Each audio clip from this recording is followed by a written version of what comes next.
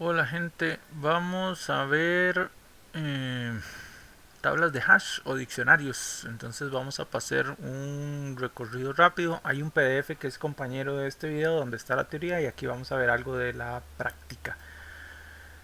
Entonces, en español se los conoce como diccionario, en inglés o también en español se les dice tablas de hash.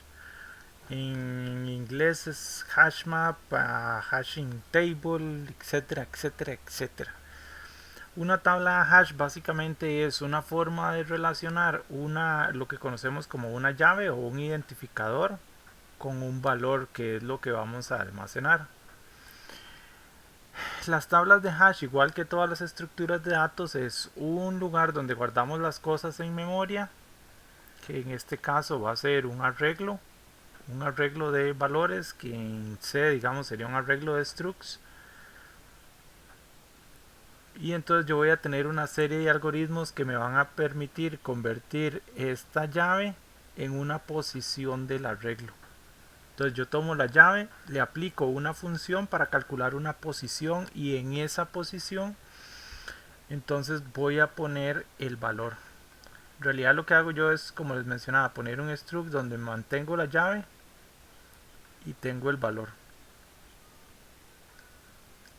Que la llave la voy a estar ocupando después, no es que la calculo y se me olvida, sino que ahí la voy a mantener.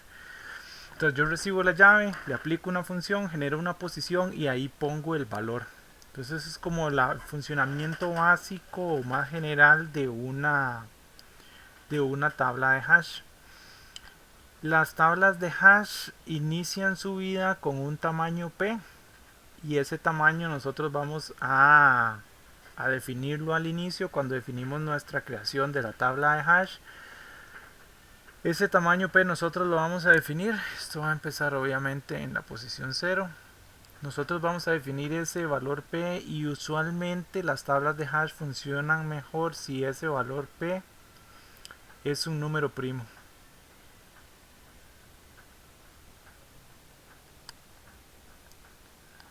Ok. Llave valor. Listo.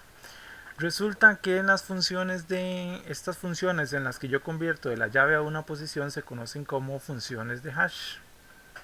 Entonces nosotros tenemos funciones de hash. La función de hash la va a definir el que esté creando la tabla de hash. No hay como funciones predefinidas. O bueno, sí las hay, pero las escoge el programador. Entonces, ahí se ve. Entonces, de hecho, ustedes habrán visto, por ejemplo, cosas ahí en internet como MD5, 5 y CHA 256, 128, de demás familiares, y hay otro montón. Eso también son funciones de hash que convierten una llave en un valor. En nuestro caso, estas funciones de M5 y SHA-256 no siempre se usan para calcular una posición, sino que generan como otro valor, pero también son consideradas funciones de hash. Las funciones de hash pueden dar colisiones y ya vamos a ver qué es esto de las colisiones. Bien, las colisiones es básicamente tenemos una función de hash que inventivamente aquí la función de hash le vamos a poner hash de una llave. Si es la llave 1, entonces esto debería darnos una posición, digamos 7. Si yo luego ingreso otro valor, hash de llave 2, dependiendo de la fórmula hay una posibilidad de que esto también me dé 7.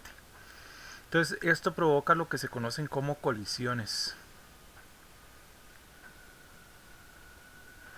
Las colisiones se pueden tratar de diferentes mecanismos, todos tienen ventajas y desventajas y las vamos a ir viendo o las vamos a repasar un poco acá abajo.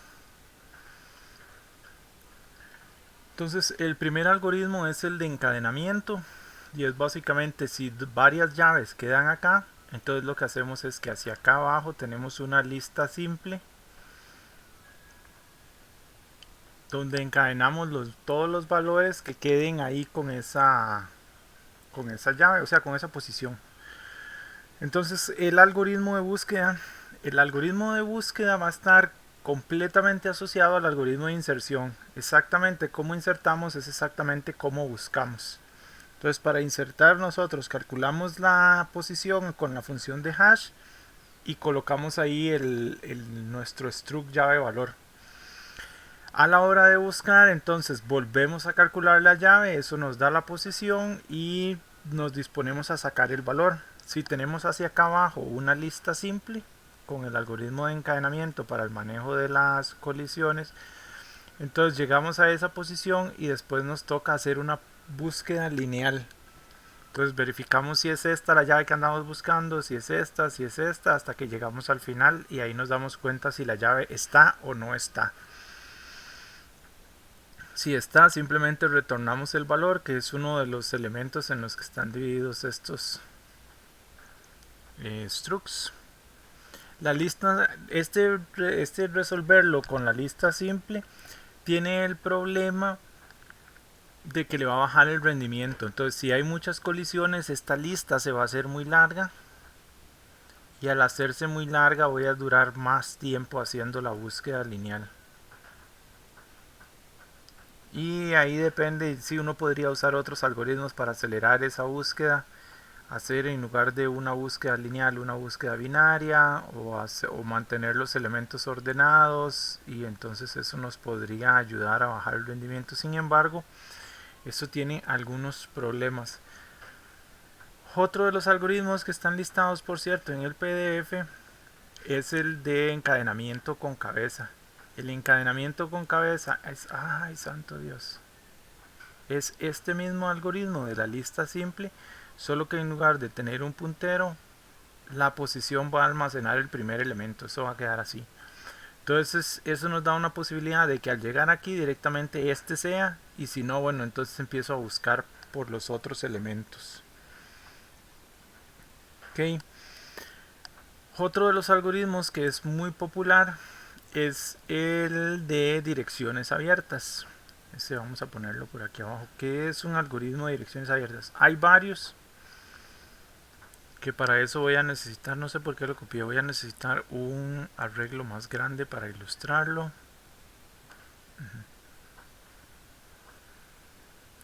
Entonces tengo este espacio.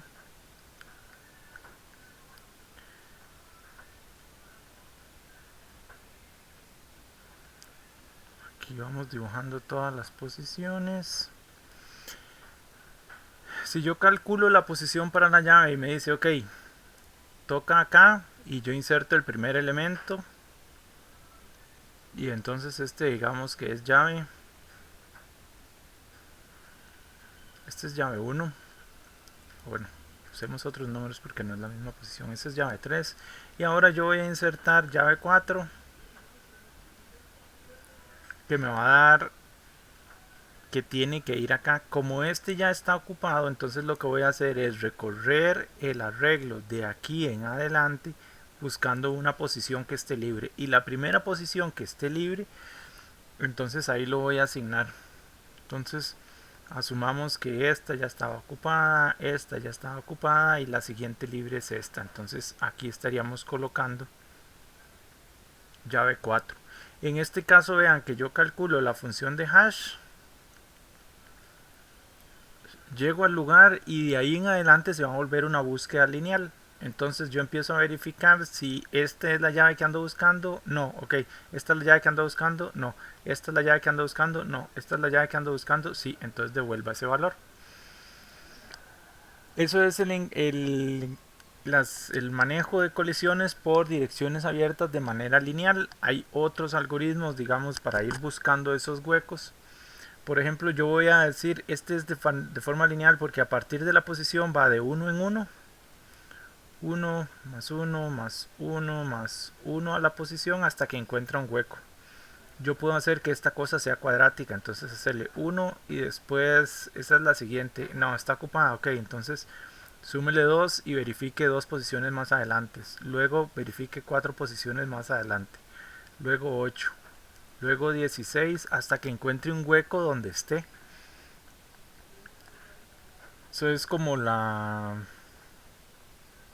esta es la cuadrática.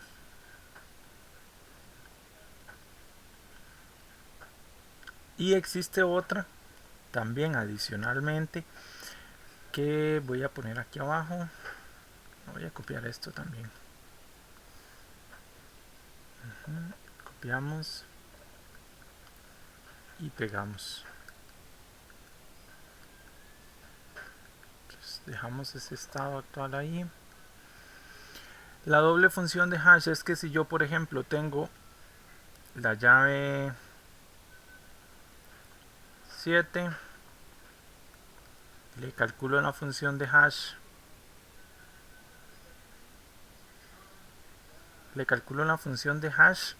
a la llave 7 y me dice que debería estar aquí en esta posición, pero esta ya está ocupada. Entonces, como está ocupada, yo lo que voy a hacer es hacer un paso adicional donde calculo la hash 2, que es otra función de hash adicional de llave 7, y esperanzadoramente esta segunda función de hash sí me va a dar una nueva posición donde yo voy a poder poner el valor de llave 7.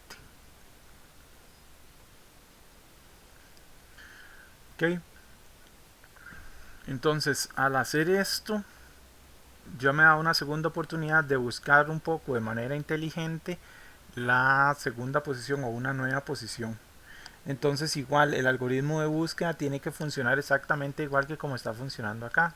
Yo voy a buscar que me retorne el valor de llave 7. Entonces calculo originalmente esta y él me va a decir, hey, ok, debería estar en esta posición. Voy y lo verifico. O sea, el struct que está acá en esto que estoy pintando de Cian, le voy a pedir, hey, deme su llave para ver si es la que ando buscando. No es llave 7, entonces, ok, voy y ahora calculo esto que voy a pintar en verde, que es la segunda función de hash con llave 7 para buscarlo ahí. Entonces voy y pregunto, ¿es esta? Sí. Yo puedo usar más funciones de hash porque pueden haber más colisiones, pero la idea no es esa. Ok, la idea es que yo, llegado a un punto, ya lo encuentro. Mientras más rápido lo encuentre, la función de hash tiene que ser lo más directa posible. Yo calculo la función de hash y me debería dar la posición donde está el elemento. Ok, hay múltiples funciones de hash y las pueden buscar ahí y va a depender de la aplicación que uno está utilizando. Lo otro es que recuerden que tiene que haber un redimensionamiento. Cada vez que voy haciendo una inserción yo voy a calcular cuántos elementos tengo dentro de la tabla. Entonces esta tabla, por ejemplo, tiene, esta es la posición 0, serían 1, 2, 3, 4, 5, 6, 7, 8, 9, 10, 11, 12 elementos. Esta es la posición 11. Esto tiene un largo de 12. Entonces, cada vez que hacemos una inserción tenemos que calcular el factor de carga y tenerlo almacenado por ahí en algún lugar dentro de nuestra estructura de datos. Ese factor de carga es, yo tengo 1, 2, 3, 4, 5 lugares que están completos y tengo una llave, tengo, ¿cómo se llama? 12 espacios disponibles, lo cual es igual a un 41%. O sea, esta tabla o este arreglo está a un 41% de su capacidad. Si yo inserto algunos otros valores, si yo inserto este, entonces tengo que volver a calcular y entonces ahora tengo 6 elementos entre 12 espacios. Eso quiere decir que está al 50%. Vuelvo a insertar otro elemento por acá y entonces esos son 7 elementos entre 12 espacios. Eso quiere decir que la tabla está a un 58%. 58% y todavía estamos dentro de límites aceptables de completitud de la tabla. Inserto un nuevo elemento y vuelvo a calcular el factor de carga. Entonces ahora es 8 entre 12. Eso nos da un gran total de... ay santo, ¿qué se hizo? 66%. Y en este punto, digamos, por ejemplo Python, ya aquí diría, hey, mae, ya llegaste al 66%, entre en un proceso de redimensionamiento.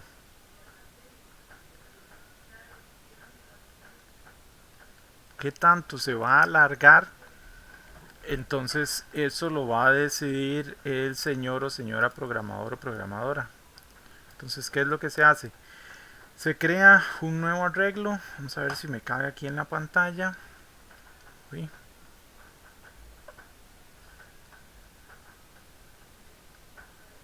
Vamos a crear un nuevo arreglo que es mucho más grande. O mucho más grande no, digamos, va a depender de un factor de cada cuánto quiero yo agrandarlo.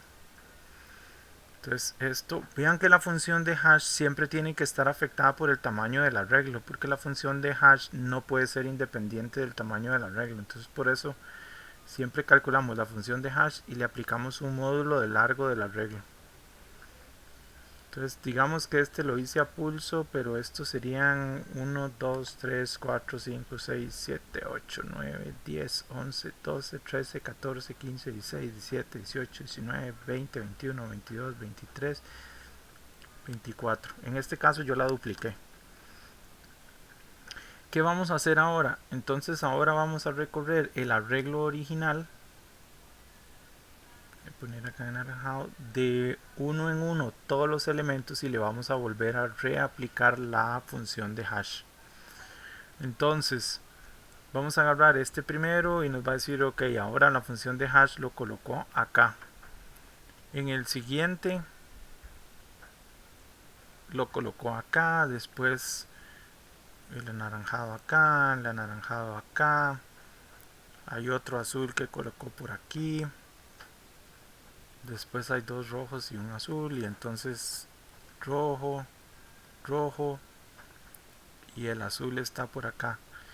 Digamos que aquí yo me inventé o estoy diciendo que la tabla tiene una función de hash buenísima, porque vean que todo quedó muy repartidito, quedaron campos entre los elementos y eso quiere decir que tiene una buena distribución, está haciendo un buen uso del arreglo. Ese 66% que es el límite del factor de carga está hecho porque eso mantiene el arreglo, aunque todavía tengo espacios en blancos que puedo usar. El mantenerlo entre ese 60, 70%, 75% va a asegurarme que yo siempre voy a tener una buena distribución y una baja cantidad de colisiones. Entonces esa es como la idea general. Entonces yo tengo un algoritmo de inserción que tiene que preocuparse de calcular una función de hash y de manejar colisiones. Voy a tener un algoritmo de buscar que se encarga de calcular la función de hash y manejar las colisiones, porque tienen que buscarlo de acuerdo a las colisiones. Entonces eso en términos generales es una función de hash y ya con esto tienen una buena idea de cómo implementarlo en la programa. Buena suerte, gente.